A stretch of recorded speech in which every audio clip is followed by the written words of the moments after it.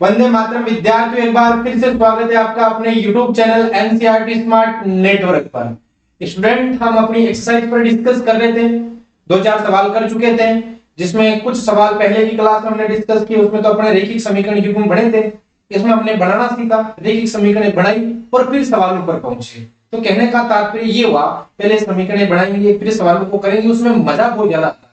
मतलब सवाल ऐसे इंटरेस्टिंग बनते हैं। चलो समीकरण बनेगी कैसे, अच्छा ऐसा ऐसा तो ऐसा बनेगा, ऐसा ऐसा है तो ऐसा होगा। जैसे कभी अपने को सवाल दे दिया, जैसे किसी 5 बल्ले की 6 गेंदें खरीदी और टोटल मिक्स रुपए दे दिए, या 3 बल्ले 5 गेंदें खरीदी टोटल मिक्स रुपए दे दिए, और अपने को फिर बताओ एक बल्ले का और एक गेंद के कितने रुपए लगने वाले हैं। तो उन सवालों को करने में बहुत ज्यादा मजा आता है और तब पॉसिबल होता है जब हम रैखिक समीकरण युग्म बनाने में कामयाब होते हैं। तो कहने का तात्पर्य, अगर रैखिक समीकरण युग्म बना ली तो अपना सवाल आसान हो जाएगा। तो स्टार्ट करते हैं। अपन कौन कौन से सवाल कर चुके थे। पहला सवाल शायद हमने कर लिया था, मैं बात करूं, ये सवाल अपन ने कर लिया था पहला, तो और उसके बाद में अपन ने दूसरा ये सवाल भी अपन ने कर डिस्कस कर चुके हैं। उसके बाद में दूसरा सवाल अपन ये नूरी सोनू वाला कर चुके हैं। उसके बाद में तीसरा सवाल भी अपन दो संख्याओं को पलटने वाला कर चुके हैं। अब हम बात करते हैं आज सवाल नंबर 4 की। भाई ये रहा अपने पास में सवाल नंबर चौथा। मीना रुपए 2000 निकलवाने के लिए बैंक गई। कोई लड़की है अपने पास में जो 2000 रुपए निकलवाने के लिए बैंक गई है। खंचाजी कह दो या खंचाजी या कैशियर जो होता है, जो पैसे देता है, जिसको कैशियर बोला जाता है, जो काउंटर पर खड़ा होता है, वहां पर बैठा रहता है, अपने को जो पैसे देता है उसको कैशियर या खंचाजी बोला जाता है। से 50 रुपए तथा 100 रुपए के नोट देने के लिए कहा। उसने कहा कि मेरे को केवल 50 और 100 रुपए के नोट दे दो, बाकी आप नोट मत देना, ठीक है भाई। और रुपए कितने, टोटल 2000 रुपए निकलवाने गई है, तो डायरी वायरी दी होगी, फिर वापस रुपए दे रहा था, तो ऐसे ऐसे दिए होंगे। तो उसने बोला नहीं नहीं, आप तो एक 50 का और 100 के नोट देने की आप ज्यादा कोशिश करो, वो नोट चाहिए मेरे को। मीना ने कुल 25 नोट प्राप्त किए। कुल कितने नोट ले लिए उसने, 25 नोट ले लिए, जो किस किस के थे, 50 के थे और 100 के थे, और टोटल नोट कितने थे अपने पास में, 25। फिर ज्ञात कीजिए कि उसने 50 और 100 के कितने कितने नोट प्राप्त किए होंगे। सवाल अपना मेन मुद्दा ये है, ये जहां पर अटक गया यहां पर है पूरा का पूरा मुद्दा। क्या है कि उसने 50 और 100 के नोट कितने प्राप्त किए होंगे। कहने का तात्पर्य अपने को वैल्यू किसकी चाहिए, 50 के नोट कितने, 100 के नोट कितने। और मैं बार बार बोल रहा हूं, जो चीज अपने को ज्ञात करनी है उसको एक्स और क्या मान लिया करो भाई, सवाल सीधा हो जाएगा। तो मैं क्या मान लेता हूं, सुनो, अपन मान लेते हैं कि उसने जो 50 के नोट प्राप्त किए थे वो तो x थे, और जो 100 के नोट प्राप्त किए थे उनकी संख्या कितनी थी, y थी। तो मैं मान लेता हूं, माना, बोल करें इसको, माना 50 रुपए 50 के नोटों की संख्या, रुपए 50 के नोटों की संख्या, रुपए 50 के नोटों की संख्या मैं मान लेता हूं कि संख्या बराबर x है। 50 के नोट कितने मान लिए मैंने, x मान लिए। अब मैं क्या करूंगा, रुपए 100 के नोटों की संख्या वो मैं क्या मानने वाला हूं, 100 के नोट कितने प्राप्त किए होंगे, मैं अपने मन से मान रहा हूं, लेट अस सपोज वो संख्या होगी भाई। ये आप बच्चों एक चीज ध्यान रखना, ये जो मैं एक्स वाई मान रहा हूं ये हमेशा आप एक्स वाई मानो, कोई जरूरी नहीं है। आप S T U V W कोई भी अल्फाबेट आप अपने मन से मान सकते हो, इवन अपना नाम मान सकते हो, परंतु अपना तो एक परंपरा बनी हुई है, अपने एक्स वाई में ज्यादा चलते हैं, तो वो एक्स वाई इसलिए माना गया, ठीक है। अब आ जाता हूं मैं पर्सन में आगे। कितने रुपए निकलवाए भाई उसने, 2000 रुपए निकलवाए, चलो ठीक है। 50 तो 100 के नोट है, कितने नोट निकले हैं, कुल कितने नोट प्राप्त हुए हैं, 25 नोट। तो यहां लिख रहा हूं मैं प्रश्नानुसार, किसके अनुसार, प्रश्न के अनुसार, या अकॉर्डिंग टू क्वेश्चन, प्रश्नानुसार।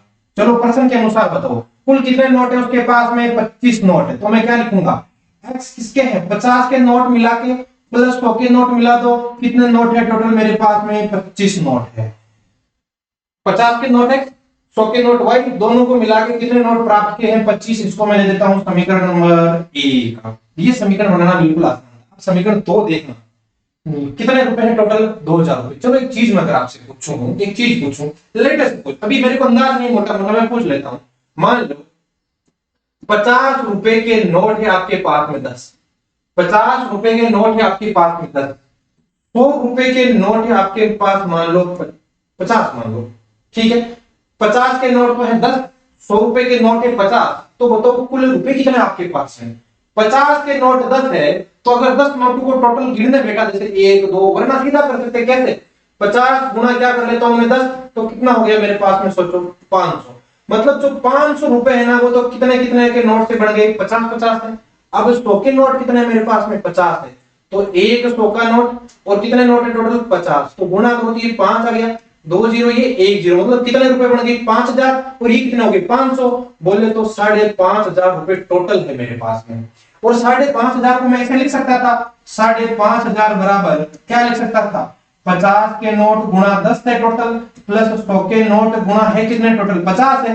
तो कहने का तात्पर्य टोटल मिला के 5,500 रुपए कुछ इस तरह से बने होंगे। अच्छा, अगर सवाल में टोटल रुपए कितने मेरे पास में 2,000 है, टोटल रुपए कितने हैं मेरे पास में 2,000 है, बराबर 50 के नोट कितने हैं मेरे पास में, कितने हैं x है, प्लस का 100 के नोट कितने हैं मेरे पास में y है। ये समीकरण बन गई। इस प्रकार से समीकरण बनाना सीखो। जैसे 5,500 को इस प्रकार लिखा था, अभी आज के दिन तो मेरे को पता ही नहीं है कि 50 के नोट है कितने, x मान ली, 100 के नोट कितने मान ली y, और ये समीकरण बन गई 50x + 100y बराबर 2,000। तो मैं दूसरी जो समीकरण बनाने वाला हूं उसको कुछ इस तरह से लिखने वाला हूं। क्या दूसरी समीकरण कुछ इस तरह बनेगी कि 50x प्लस 100y 100 के नोट y है बराबर में टोटल रुपए बोलो 2,000 हो गए। अब यहां से थोड़ा बहुत मेरे को कॉमन आता दिख रहा है, वो कॉमन आ रहा है 50, तो क्या लिखूंगा, ये 50 तो आ गया कॉमन, बोलो बचा क्या, यहां पर तो बच गया x। कॉमन लेने का तात्पर्य होता है भाई भाग देना, तो यहां तो x बच गया, यहां बोलो 100/50, तो 0 0 कटेगा, 5 दूनी 10 होगा। कहने का तात्पर्य क्या आएगा, 2y बराबर मेरे पास में कितना हजार है, 2,000 है। अब आगे, अब 50 इधर गुणा में उधर गया तो भाग में, तो x + 2y बराबर 2,000 बटा में मेरे पास कितना हो जाएगा 50। तो देखो देखो समीकरण क्या बनने वाली है, x + 2y बराबर 0 0 कट गया, ये कितना हो गया मेरे पास में 40। और इसको दे देता हूं मैं समीकरण नंबर कौन सी मेरे पास में 2। समीकरण 1 तो दी चुकी है, सवाल में पहले ही बोल दिया गया था कि जो भी दूसरे के सवाल है तमाम विलोपन विधि से करने हैं। तो विलोपन विधि लगाओ, देखिए समीकरण 1 2 में किस प्रकार से लगने वाली है। एक बार के लिए थोड़ा सा इधर शिफ्ट कर देते हैं अपनी कैलकुलेशन आसान करने के लिए, ठीक है। अब देखो देखें विलोपन विधि, समीकरण 1 2 आपको क्लियर नजर आ रही होगी। अब मैं अगर गुणांक की बात करूं तो यहाँ पर x का गुणांक 1 है, यहाँ पर भी 1 है, यहाँ पर y का गुणांक 1 है, यहाँ पर y का गुणांक 2 है। इधर देखो 1 1 है 1 2 है, तो कौन सा जुगाड़ बैठ रहा है, ये दोनों कटने का जुगाड़ बैठ रहा है। इसके सामने भी प्लस का चिन्ह है, इसके सामने भी प्लस का चिन्ह है, और जब चिन्ह समान होते हैं तो हम क्या करते हैं, दोनों की बाकी करते हैं या घटाते हैं। घटाते सोल्व मिल जाएगा अपने को। तो मैं क्या करने वाला हूं, समीकरण 1 में से कौन सी समीकरण घटा देता हूं, 2। तो लाइन लिखो, देखिए समीकरण 1 में से, समीकरण 1 में से समीकरण 2 को घटाने पर, समीकरण 1 में से 2 को घटाने पर, तो ऊपर कौन सी समीकरण लिख देगी, 1 लिखो, 1 x + y बराबर मेरे पास में हो गया 25। 2 नीचे आएगी, समीकरण 2 क्या है मेरे पास में, x + 2y बराबर हो गया मेरे पास में 40। अब अगर मैं बाकी कर रहा हूं तो सुनना है, ये प्लस का चिन्ह तो बदलेगा माइनस में, माइनस का चिन्ह किसमें बदलने वाला है, प्लस में, तो ये तो आ जाएगा माइनस, ये माइनस और ये माइनस, कारण हम क्या कर रहे हैं, बाकी कर रहे हैं, तो जो प्लस था वो माइनस में बदला। अब सुनो, रफ्तारी भी देख लो आप, मेरे पास में यहाँ पर समीकरण 1 थी, x था, उसमें से मैंने कौन सी घटाई, 2, 2 में भी कौन सा, ऐसे ही घटाना, x में से x, y में से y, x में से x घट गया, क्या x x नहीं कटेगा क्या, मतलब यहाँ तो ये दोनों सलट गए, ये घटा दी मैंने। अब आ गया जो y मेरे पास में ऑलरेडी है, उसमें से मेरे को 2y घटाना है, y में से 2y गया तो क्या बचने वाला है, माइनस का y, ये आ गया माइनस का y, ये बराबर का 6। 25 मेरे पास में ऑलरेडी था, उसमें से मैं 40 घटा रहा हूं, तो माइनस का कितना बचना है मेरे पास में 15, तो ये हो गया माइनस का 15। अब सोचो देखिए, क्या माइनस माइनस तो सीधा ही कट गया अपने पास में, इनका कोई मतलब नहीं, इनको सटा देते हैं, ये अपने कॉपी थे ना। अब देखो देखिए, माइनस माइनस कट गया, y की वैल्यू क्या आ चुकी है बताओ, देखिए y बराबर क्या आ चुका है मेरे पास में 15। चलो y का मान 15 आ गया, y का मान कोई समीकरण में रखेंगे अपने पास, किसका आ जाएगा, x का। आपकी इच्छा कौन से समीकरण में रखते हो, तो मैं रखता हूं y का मान समीकरण 1 में, y का मान समीकरण 1 में रखने पर, रखो देखिए समीकरण 1 कहां है मेरे पास में, ये तो x की जगह s हो गया, y की जगह 15 हो गया, बराबर में 25 ही मेरे पास में। तो देखो देखिए x बराबर क्या आएगा 25 माइनस 15, बोले तो 25 में से 15 जाएगा, अपने पास में कितना बचना है भाई 10। अगर 10 से 15 25 हो गया, x का मान 10 आ गया, y का मान 15 आ गया। क्या दोनों मान सही है या गलत है, उनको चेक किससे किया जाएगा? अपने पास तरीका है चेक करने का। कौन सा तरीका है मेरे पास में? तरीका क्या करूंगा, समीकरण में रखूंगा। चलो समीकरण 1 में रखते हैं, ये समीकरण 1, x की जगह 10, ये रहा 10, y की जगह कितना है मेरे पास 15, ये रहा 15, दोनों को जोड़े 25 आ रहा है, क्या ये रहा 25, ये तो ठीक था। दो में आ जाओ, x की जगह रखो 10, ये रहा मेरे पास 10, प्लस y की जगह कितना है 15, ये रहा 2 गुना 15। तो देखो देखिए ये रहा 10 और 15 और 2 कितना हो गया 30, 30 और 10 बोलो कितना होता है 40। क्या 40 है? ठीक है। अच्छा ऐसे भी आइडिया नहीं लगा पाओ तो प्रश्न से चेक करो। देखो प्रश्न में मीना कितने रुपए निकलवाने गई है 2000। तो एक बार इसकी एक और जानकारी लिख देता हूं, अपने पास जो आंसर आए हैं उनको लिख देते हैं। अतः एक बार इसको थोड़ा सा इधर शिफ्ट करूंगा मैं। हाँ ठीक है, तो अब लिखने वाले हम अतः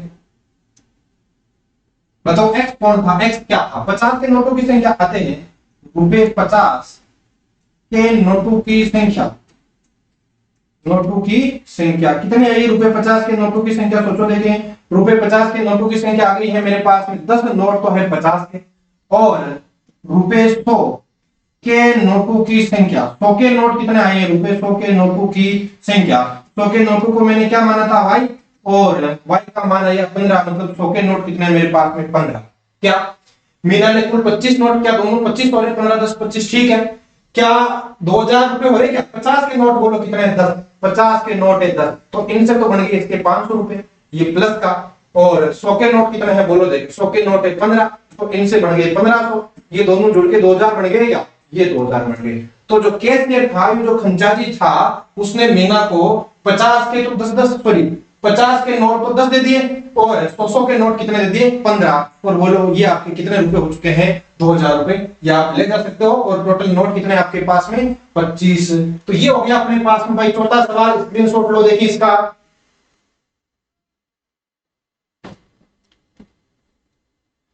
अब चलते हैं अपन आगे सवाल नंबर 5 में, ठीक है भाई।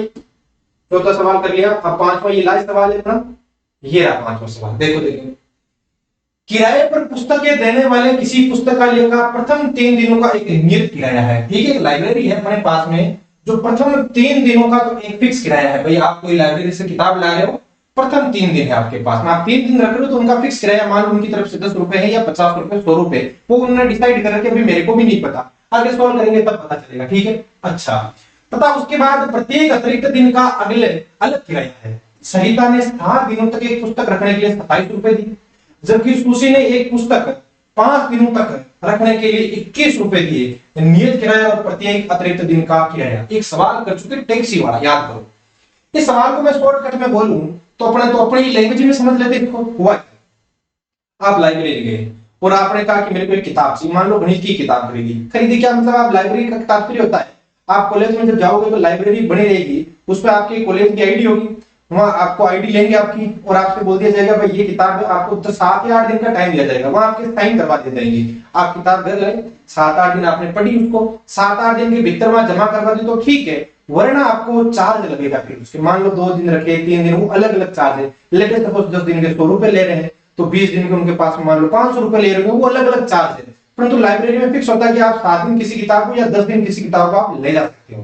तो ये एक लाइब्रेरी है, आप लाइब्रेरी में गए, मान लो ये गवर्नमेंट कॉलेज की लाइब्रेरी नहीं है, कहीं बनी हुई लाइब्रेरी है, आप गए प्राइवेट लाइब्रेरी है, तो साहब मेरे को गणित की किताब चाहिए, आपने खरीदी गणित की किताब, ली लाइब्रेरी से पढ़ने के लिए, तो उन्होंने बोला चलो ले जाओ किताब की कोई दिक्कत नहीं है, परंतु अगर आप इसको 3 दिन किताब को रखते हो तो हमें कोई आपत्ति नहीं। आप 3 दिन के, मान लो मैं अपने मन से मान रहा हूं, आप 3 दिन के मेरे को 10 रुपए दे देना। कितने रुपए दे देना भाई? 10 रुपए। किताब कितने दिन रखनी है आपको? 3 दिन। पर आपकी इच्छा हुई कि साहब मैं 3 दिन किताब नहीं रखूंगा, मैं किताब रखूंगा 5 दिन, तो उन्होंने नियम बताए कि भाई आप 3 दिन रख रहे हैं आप किताब, तो आपको कितने रुपए देने? 10। इसके बाद में आपकी इच्छा, आप कितने दिन रखो उससे हमें कोई लेना देना नहीं है। अगर आपने 1 दिन भी रखी तो 1 दिन का किराया मान लो आपके 10 रुपए या 5 रुपए लगेगा। कितने रुपए लगेगा? 5 रुपए। 3 दिन का किराया 10 रुपए, और उसके अगले दिन चौथे दिन रखी तो चौथे दिन का किराया 5 रुपए। इसी प्रकार डेली डेली 5-5 रुपए बढ़ते जाएंगे। लेटेस्ट सपोज आपने 3 दिन बुक रखी तो 10 रुपए दोगे आप। आपने मान लो 5 दिन किताब रखी तो 10 दिन तो थे 3 दिन वाले, किताब कितने दिन रखी 5 दिन, तो 2 दिन और हो गए, और प्रत्येक दिन का किराया कितना उनका 5, तो 2 दिन का और कितना हो जाएगा 5 दूनी 10, 10 और 10 कितना होने वाला मेरे पास में 20। कहने का तात्पर्य आप 3 दिन किताब ले जाओगे तो फिक्स चार्ज है, और उसके अगले दिन 4 5 दिन 10 दिन महीना भर 1 साल 2 साल आप जितने दिन ले जाओ वो आपकी मर्जी है, परंतु डेली का जो किराया है वो 5 रुपए लगने वाला है, आगे वाले ने बोल रखा है। लेटेस्ट सपोज आप किताब 15 दिन ले गए तो क्या होने वाला देखो, देखे 10 रुपए तो 3 दिन वाले लग ही चुके हैं, कितने दिन ले आप 15 दिन, तो 3 दिन तो निकाल लो, कितने दिन बच गए 12, और प्रत्येक दिन का किराया कितना है 5 रुपए। ये अतिरिक्त किराया है। 15 दिन किताब ले गए थे, पर डे 5 रुपए लगने वाले हैं, 3 दिन के 10 लग चुके हैं, बाकी दिन 12 बच गए, 12 को किससे गुणा कर दो आप 5 से, तो ये 60 हो गया, ये 10 हो गया, मतलब कितने रुपए अदा करने पड़ेंगे आपको, 70 रुपए आपको लाइब्रेरी वाले को देने पड़ेंगे। सिमिलरली सवाल ये है, अब सुनना भाई, इस सवाल में क्या है अपने पास, तो मेरे को ज्ञात क्या करना है, जो चीज ज्ञात करती वो हम एक्स वाई मानते हैं। तो सबसे पहले तो मैं लिख रहा हूं, देखो नियत किराया तथा प्रत्येक अतिरिक्त दिन का किराया ज्ञात कीजिए। तो मैं मान लेता हूं, माना ये सोल्व कर रहे हैं इसको, माना क्या चाहिए अपने को नियत किराया, माना नियत किराया या लाइब्रेरी प्रथम 3 दिनों का नियत किराया, प्रथम 3 दिनों का किराया ऐसे लिख लेता हूं, प्रथम 3 दिनों, प्रथम 3 दिनों का किराया, प्रथम 3 दिनों का किराया कह दो या इसको नियत किराया कह दो, या मैं ब्रैकेट में लिख सकता हूं नियत किराया। वो अपने को क्या मानना है, नियत किराया बराबर रुपए क्या मान लेता हूं मैं, x रुपए लगते हैं। अब प्रत्येक अतिरिक्त दिन का किराया, प्रत्येक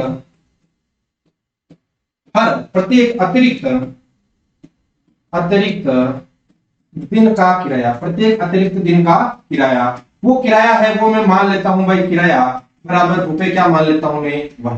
ठीक है, अपन प्रथम 3 दिनों का किराया x मान चुके हैं, उसके बाद में जो भी अलग अलग दिन आएंगे उनके मैं किराया क्या मान चुका हूं, y मान चुका हूं। अब सवाल सुनना, प्रथम 3 दिनों का नियत किराया हो गया। अब देखो ये लड़की अपने पास में कौन है, सरिता, कितने दिन 7 दिनों तक पुस्तक रखने के लिए 27 रुपए अदा किए, कितने दिन पुस्तक रखी 7 दिन, और कितने रुपए अदा किए 27 रुपए। तो एक चीज बताओ, 3 दिन वाला चार्ज कितना है x है, प्लस कितने दिन बच गए 7 दिन में से 3 गए, कितने दिन बच गए 4 दिन, और हर डे कितना किराया लग रहा है y।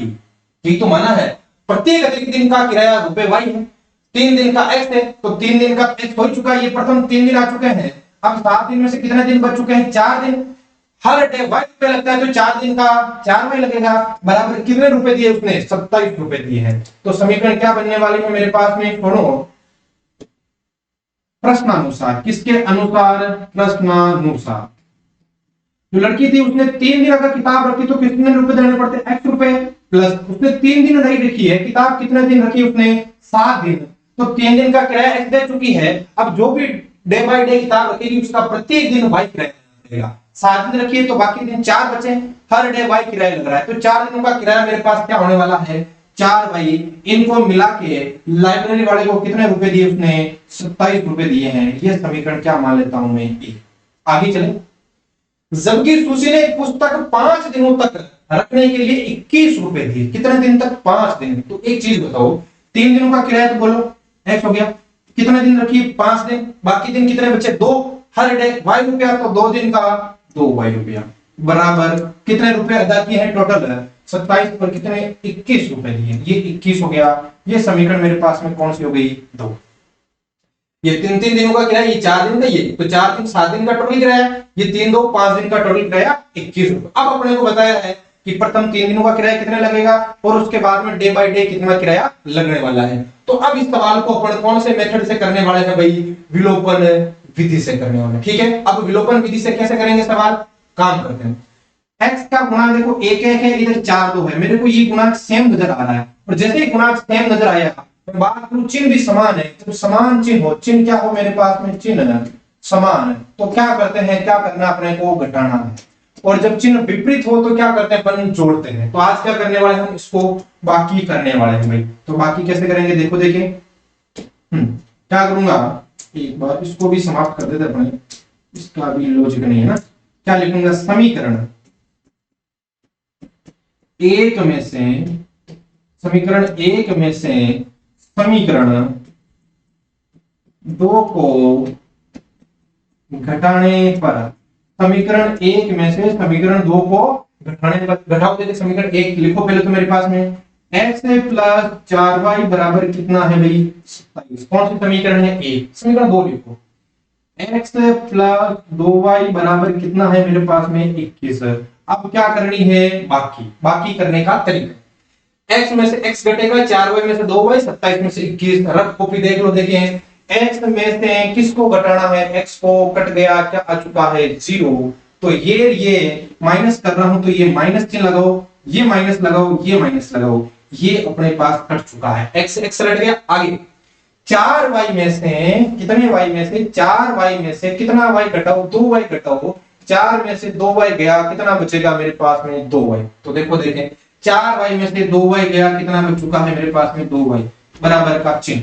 27 है उसमें से कितना घटाना मेरे को 21 घटाना है, और 27 में 21 जाता कितना बचता है मेरे पास में 6 बच जाता है। तो सुनो 2y बराबर 6 आ चुका है, तो यहां से 2y बराबर 6 आ चुका है, तो सोचो देखें y बराबर क्या आना है, 2y बराबर 6 ना, 2y बराबर 6 है तो 2 का क्या लगने वाला है, उधर जाके भाग 6 बट्टे में 2 होने वाला है, तो y बराबर 6 बट्टे 2 बोले तो कितना आना है मेरे पास में 3 आना है। कहने का तात्पर्य y का मान 3 आ चुका है। अब x का मान निकाले, y का मान समीकरण एक में रखो, दो में रखो, आपकी इच्छा, समीकरण एक में रखने पर, कौन से समीकरण में रखना है, समीकरण एक में रखने पर रखो। देखिए समीकरण एक का मेरे पास में ये x की जगह s हो गया, प्लस का चिन्ह 4 आ गया, y की जगह कितना आ गया 3, बराबर में कितना है मेरे पास में 27। तो सोचो x प्लस 4 3 हो गया 12, बराबर हो गया मेरे पास में 27। तो x बराबर हो गया 27 माइनस मेरे पास में 12 है, तो x बराबर क्या हो गया, सोचो 27 में से 12 घटाओ, सीधा सीधा तरीका हो जाएगा, अपने पास में कितना बचने वाला है 15।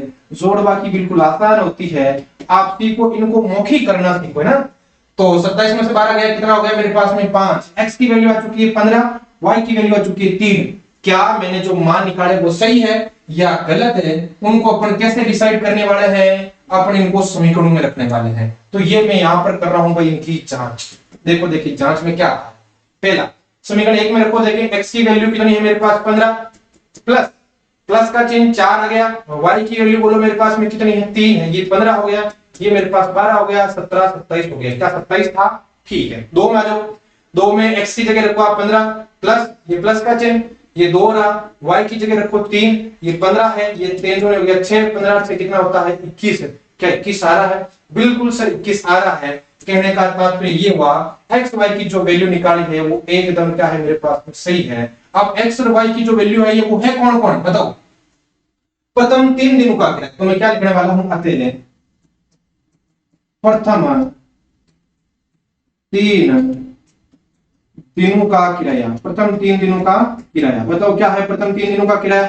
प्रथम 3 दिनों का एक नियत किराया, और नियत किराया कितना आ चुका है मेरे पास में, प्रथम 3 दिनों का, प्रथम 3 दिनों का नियत किराया लिख लो ना, क्लियर और हो जाएगा। प्रथम 3 दिनों का नियत किराया कितना लगता है, ये तो फिक्स चार्ज है अपने पास में, नियत किराया बराबर कितने रुपए है मेरे पास में 15, ठीक है। प्रथम 3 दिन लगाओगे 15 रुपए, डे बाय डे 3 रुपए, हाँ। उसके बाद में प्रत्येक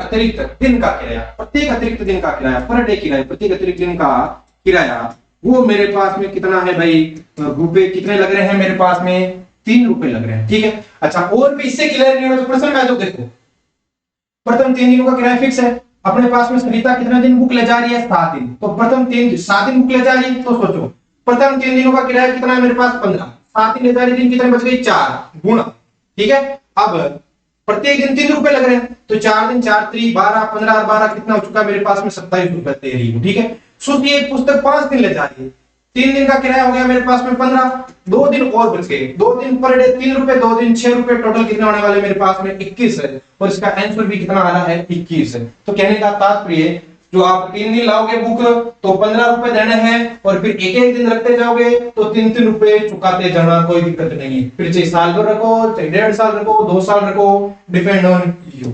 ठीक है, ये था अपने पास में आज का सवाल नंबर 5, और इसी के साथ 3.3 एक्सरसाइज के सवाल अपने कंप्लीट हो चुके हैं। कल की जो कमिंग क्लास होगी उस पर हम एग्जाम्पल पर डिस्कस करने वाले हैं, 3-4 एग्जाम्पल है वो डिस्कस करेंगे। उसके बाद में अपनी एक मेथड और बचता है वज्र गुणन विधि। हालांकि मैं बार बार बोलता हूं वज्र गुणन विधि एनसीईआरटी से हटा दिया गया है, हालांकि हम पढ़ेंगे। उससे पहले अगर हम बात करें तो अपना एक और मेथड बाकी रह जाता है ग्राफिकल मेथड या ग्राफीय विधि, उसमें हम 3.1 एक्सरसाइज को डिस्कस करेंगे। तो एक काम करना आप है ना, एक ग्राफ खरीद लेना भाई, कहीं आस पड़ोस कहीं दुकान हो आपके पास में, इतना 10-20 रुपए में ग्राफ आता है जिसमें 8-10 ग्राफ होते हैं, वो ग्राफ आप खरीद लेना। ग्राफ से कहने का तात्पर्य, अगर कोई गरीब इतना भी ज्यादा गरीब है तो सोच लेना, ग्राफ इस प्रकार का होता है अपने पास में, एक्स डैश इधर होता है, वाई डैश इधर होता है, वाई, इस प्रकार का ग्राफ बना, ये तो अपन खुद बनाएंगे। उसमें तो इस प्रकार की लाइनें होती है, इस प्रकार की लाइनें ना, और फिर इस प्रकार की भी खड़ी लाइनें भी होती है, इस प्रकार का बना होता है। फिर इसमें नंबर लिखे होते हैं 1 2, ये अपन खुद लिखेंगे, ध्यान रखना, -1 -2 वो तो खुद लिखेंगे, परंतु इस प्रकार की चौकड़ियां बनी होती है वो ग्राफ कहलाता है। आसपास कहीं दिखे तो ग्राफ खरीदना, 15-20 से ज्यादा रुपए नहीं लगेंगे, क्योंकि हम जब ग्राफ बनाना सीखेंगे तो ये अपने बहुत ज्यादा काम आने वाला है। ठीक है ना भाई, और इन सवालों को बहुत बेहतरीन तरीके से मिलाना, पहले हम एग्जाम्पल करेंगे, उसके बाद में हम उन ग्राफों पर आने वाले हैं। तो ये तो मैं समाप्त कर देता हूं इसका, और इसका स्क्रीनशॉट ले लो बहुत बेहतरीन तरीके से, और उदाहरणों के साथ मिलते हैं हम नेक्स्ट क्लास में। बहुत बहुत धन्यवाद।